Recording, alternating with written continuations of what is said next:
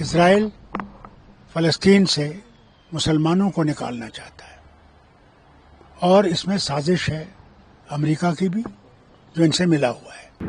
ان کو غازہ چاہیے. وہ غازہ کچھ عیش کا علاقہ بنانا چاہتے ہیں جس میں ٹرمپ کی کمپنی کا ہاتھ ہے. اگر یہ سمجھتے ہیں کہ اس سے ایران جو ہے ہتھیار چھوڑ دے گا تو ان کی غلط فہمی ہے. یہ گردیں مٹا دیں گے اپنی، ہٹا دیں گے، کٹوا دیں گے، مگر گردیں جھکائیں گے نہیں. افسوس تو مجھے اس بات کا ہی ہے مسلم ممالک جو وہاں پہ ہیں کہ وہ چپ چاپ بیٹھے ہو تماشا دیکھ رہے ہیں. آج اس کا حال یہ ہے، کل دوسروں کا بھی حال ہوگا. میں آپ کو بتا دیتا ہوں کل دوسرے بھی اس میں آئیں گے اور امریکہ ان کو بھی ختم کرنے کی کوشش کرے گا. دیکھیے میں آپ کو یہ بتاؤں، لڑائی کبھی کسی کا حل نہیں ہے. اب یوکرین اور رشیا کا دیکھیے، وہ لڑائی یوکرین نہیں لڑ رہی ہے، وہ ایک طرف سے امریکہ ہے، دوسری طرف سے روس ہے. نتیجہ کیا ہے کہ آج کون مر رہے ہیں؟ یوکرینین مر رہے ہیں. ان کا کوئی شہر بربادی کے بغیر نہیں رہا. کیا ملا؟ کیا کچھ حاصل ہوگا؟ یہ مصیبت اب ایران پہ آ گئی ہے. ایران سے پہلے فلسطینیوں پہ تھی. اسرائیل فلسطین سے مسلمانوں کو نکالنا چاہتا ہے اور اس میں سازش ہے امریکہ کی بھی جو ان سے ملا ہوا ہے. ان کو غازہ چاہیے. وہ غازہ کچھ عیش کا علاقہ بنانا چاہتے ہیں جس میں ٹرمپ کی کمپنی کا ہاتھ ہے. اس لیے وہاں پہ بھی کون مارے جا رہے ہیں؟ جو وہاں کے رہنے والے ہیں. ہزاروں میں مارے جا رہے ہیں، روز مارے جا رہے ہیں. یہاں تک کہ یونائٹڈ نیشنز جنرل اسمبلی میں ریزولوشن آیا تھا کہ اس کو روکو، کوئی ماننے والا نہیں دکھتا. اب ایران کا حال ہے، ایران پہ حملہ کیا جا رہا ہے. سمجھتے ہیں کہ ایران کو دبا دیں گے اور ایران پہ انہوں نے کہا تھا پہلے 2 ہفتے ہم سیز فائر کرتے ہیں، تب تک ہم دیکھیں گے، مت ہو سکتا ہے بات چیت سے حل نکلے گا. مگر ان کی یہ ہے کہ رجیم چینج کرنی ہے. کیا رجیم چینج کرنے سے کیا وہاں کوئی اچھی چیز بنے گی؟ کیا وہاں پہ کوئی اور چیز آئے گی جو ٹھیک ہوگی، اس سے بہتر ہوگی؟ تو جو ایران پہ آج یہ نیوکلیئر سائٹس پہ، اور دیکھیے یہ تو آج پہلی دفعہ نہیں ہے. امریکہ اور اسرائیل کا ہر وقت یہ رہا ہے موقف کہ ایران کو ہم نیوکلیئر ویپن بنانے نہیں دیں گے، نہیں دیں گے، اور اس پہ یہ لگے ہوئے ہیں. اور آج ثابت ہو گیا کہ ان کا مقصد تو وہی ہے اور کوئی مقصد تو ہے نہیں ان کا، اسی کو ختم کرنے کی بات کر رہے ہیں. تو میں آپ سے کہوں کہ اگر یہ سمجھتے ہیں کہ اس سے ایران جو ہے ہتھیار چھوڑ دے گا تو ان کی غلط فہمی ہے. ایران کربلا کو یاد رکھتا ہے اور یہ سمجھتا ہے یہ دوسرا کربلا ہے. جس طرح ان پہ حملہ کیا جا رہا ہے، یہ گردیں مٹا دیں گے اپنی، ہٹا دیں گے، کٹوا دیں گے، مگر گردیں جھکائیں گے نہیں. وہی تو حسین نے علیہ السلام نے بھی یہی کیا تھا. انہوں نے مانا نہیں، انہوں نے کہا نہیں، جب تم بربریت پہ ہو، میں بربریت کے خلاف لڑنے آیا ہوں.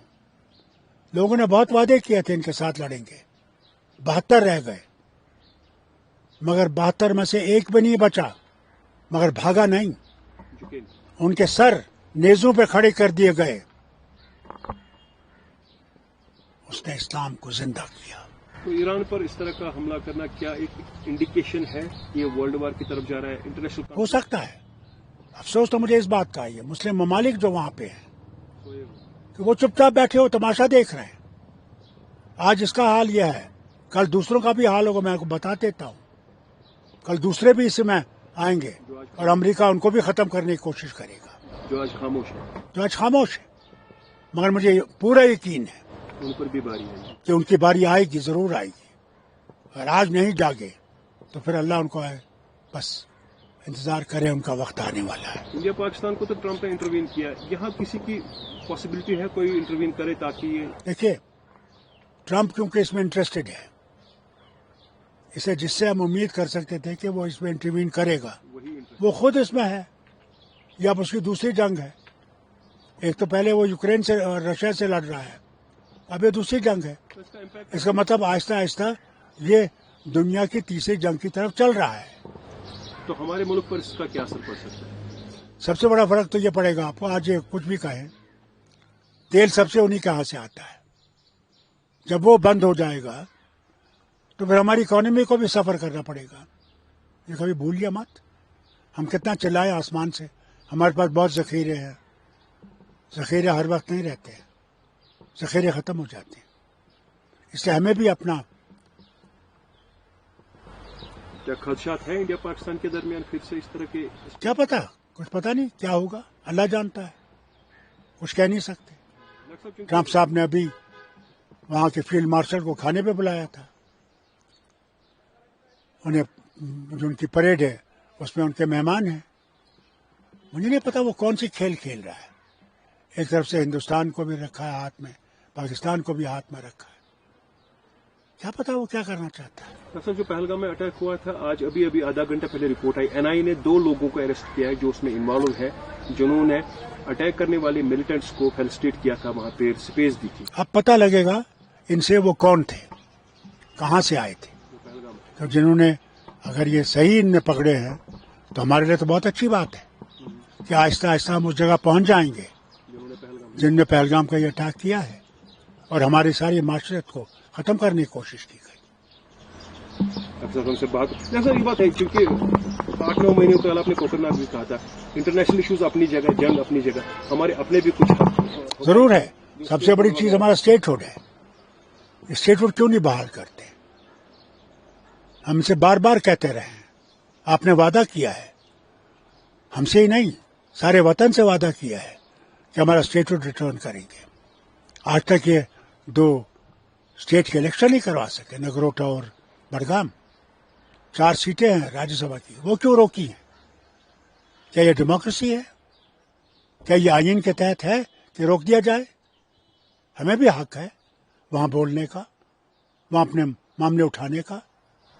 ایل جی صاحب شاید اس لیے فائل کو بھی سائن بھی نہیں کر رہے جو عمر صاحب نے کیبنٹ میٹنگ کے بعد بھیجی تھی، ری آرگنائزیشن ایکٹ، تاکہ یہاں سی ایم صاحب لوگوں کو ڈیلیور کرے جو انہوں نے مینیفیسٹو میں بات کی. یہ ہے، یہ جو ڈیول پاور ہے اس کو ختم ہونا چاہیے، تب ریاست آگے چلے گی.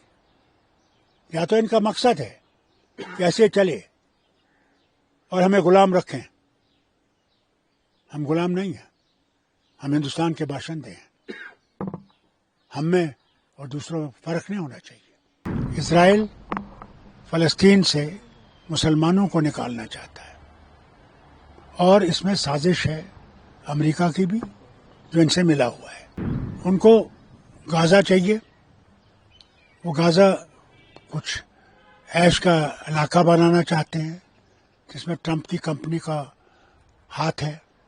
اگر یہ سمجھتے ہیں کہ اس سے ایران جو ہے ہتھیار چھوڑ دے گا تو ان کی غلط فہمی ہے.